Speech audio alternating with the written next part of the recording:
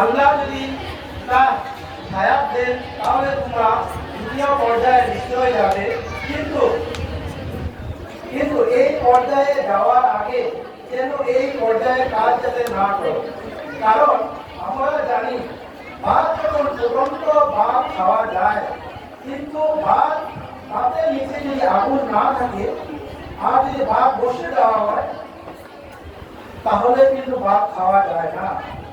আর এটাও মনে রাখবে, ভাত যদি অল্প ফুটন্ত থাকে তা খাওয়া যায় কিন্তু কষ্ট হয়।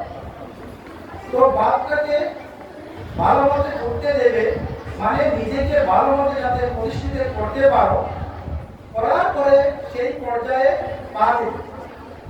দেখবে তোমরা যখন স্কুলে আসো তখন নিজেকে প্রস্তুত করে আসো নিশ্চয়। কিন্তু যদি প্রথম আধা প্রস্তুতি নিয়ে যদি তোমরা স্কুলে আসো তাহলে দিনটা যেন কেমন কেমন লাগে।